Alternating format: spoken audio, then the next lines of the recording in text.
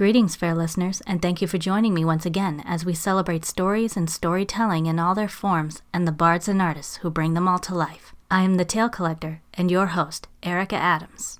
Time, like art, is a highly subjective and strictly human concept. Depending on a whole plethora of social and personal factors, minutes and seconds can feel like an eternity, while months and years can seem to pass in the blink of an eye. Likewise, small events that are meaningless to some could to others mean the difference between lifelong happiness or unhappiness. Yet with our own tragically limited perception, we're rarely, if ever, aware of how a single action of ours can affect the fate of someone else or vice versa.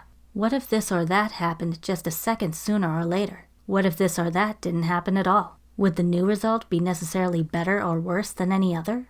Do we really have any kind of control over such events? Or are our destinies truly predetermined without our knowing? Abstract questions explored in the even more abstract Run, Lola, Run, released in 1998 and rated R for some violence and language.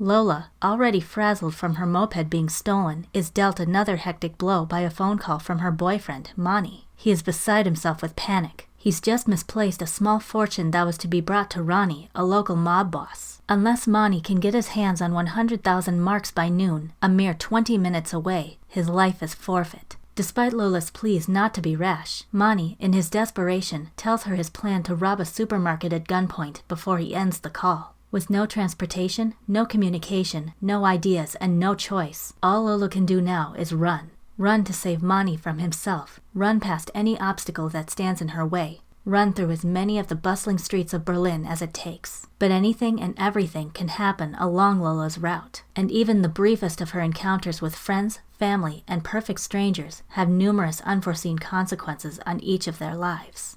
According to director Tom Tykwer on the DVD commentary, there was an image in his mind, a running woman, desperate and full of passion, which he liked so much that he wanted to write a story around it. He explains that it, quote, combines very basic elements of cinema and shows an energetic body, movement, and emotion in one picture, and I think that's what cinema, for me, always seems to be about, that we see dynamics and feelings and can follow them, end quote. This is Lola to a T. Beneath the slightly grubby tank top, baggy pants, and mussed-up bright red hair, which makes me think of a more aggressive version of Aelita from the French sci-fi TV series Code Lyoko Evolution, is a soul that races as fast as she, fueled by anger, fear, and love. The movie's particular uniqueness comes from its narrative structure, the experiment of this experimental thriller, if you will. Lola's phone call with Monty serves as a prologue of sorts. From there, we are presented with 3 episodes, each roughly lasting the plot proper's 20 minutes, starting with Lola running out of her apartment and ending with her finally reaching Monty at the supermarket. This format choice interestingly subverts the common film practice of condensing long periods of time into 90 minutes or less, instead stretching out a much shorter time to show more intricate story detail. More to the point, each episode is an exercise in cause and effect. Lola's 3 runs contain so many direct and indirect differences in timing and execution on her part throughout, from falling down stairs or exchanging a word or two with passers-by, to robbing a bank or causing traffic accidents, that the 3 aftermaths and their conclusions end up varying wildly from one another. This ties in with, as Tykwer puts it, The subject of fate and coincidence and how they're intertwined with each other and how a very, very small situation can change your whole life forever and push it into completely different directions. An idea he wanted to show to the max. Among the methods he utilizes to do so are the frenetic but striking animated segments, courtesy of German animator Gil Alkabetz, which are something like what you'd get if you took the inner voice persona of Lizzie McGuire, redrew her as a red-headed punk in that nostalgic, squiggly, yet lumpy style of mid-90s Nickelodeon cartoons like Ah, Real Monsters or Kablam, and then stuck her in a high-octane fever dream-like MTV music video. While I'm talking music, there's also that equally formidable pulse-pounding techno soundtrack. Some of its evocative vocals are masterfully performed by lead actress herself, Franca Potenta. The lyrics of her song, Believe, representing the chaotic thoughts of her distressed character.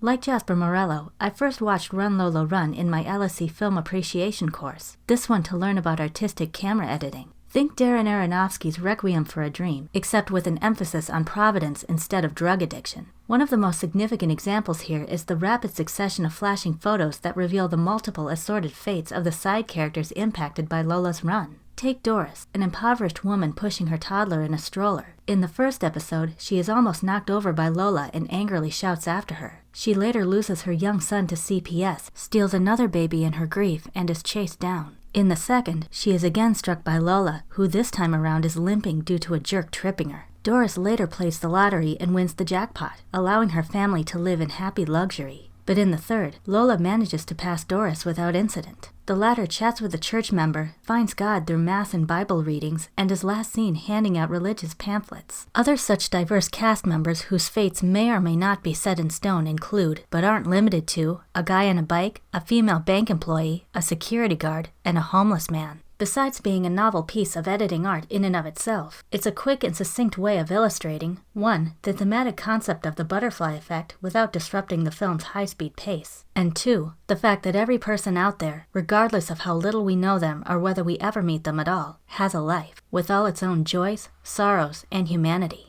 In fact, Tikva employs several camera techniques to enhance the story. Numerous apparatuses were used for the recording alone, including a helicopter and crane for high wide-range shots of Lola racing through the city, and a dolly system and Steadicam for smoother close-up shots as she navigates her way through pedestrians, bridges, and other urban obstructions. Also present is the classic split-screen technique, inspired in this case by the 70s films of suspense and psychological thriller director Brian De Palma, like Carrie and Dressed to Kill. But one particularly symbolic technique pertains to the main leads. Every scene featuring Lola and or Mani is filmed in traditional 35mm to show the audience that this is not only their personal story, but the story most real to them because it is what they are experiencing themselves firsthand. By contrast, scenes focusing on side characters, like Lola's father and his mistress, Julia, are filmed in a much older-looking VHS quality to show how Lola and Mani's absence from them makes the former story seem less real. And then there are the 2 flashbacks which separate the 3 episodes, featuring Lola and Mani lying together in bed. Hued in a deep, rich red, these do more than provide the audience with a moment to breathe after 20 straight minutes of adrenaline-pumped intensity, as well as a nice piece of romantic intimacy. Lola in the first flashback and then Mani in the second each ask their partner a series of hypothetical questions about their relationship. Within the context of the main story that the two don't know will occur in their future, this gives their apparent fear of abandonment and heartache all the more tension and meaning as they consistently test each other's loyalty with various what-if scenarios. The knowledge that life can and does throw curveballs at any given moment stokes their need for reassurance that their love will stay pure and strong, no matter what. For anyone who prefers the traditional beginning, middle, and end approach to storytelling, this movie may not be up your alley, nor may the concept of a woman who does little but run for over 3/4 of a movie's duration, especially in the same environment multiple times, sound anything but exciting on paper. For anyone else, though, Run Lola Run is one existential heck of an action-packed ride. A clever utilization of editing techniques, a gutsy but sympathetic heroine, and a thought-provoking theme of time to accompany a dynamic plot turn what could have been a pretentious, lazily made bout of cinematic junk food into a smart and enthralling examination of decision and destiny, new beginnings, and full circles. Speaking of coming full circle, I feel it fitting to end this with one of the film's epigraphs, an excerpt from the poem Little Gidding by T.S. Eliot. We shall not cease from exploration, and the end of all our exploring will be to arrive where we started, and know the place for the first time. Gather round next time for another tale you may have forgotten or have never heard before. Until then, listeners, may inspiration always find you.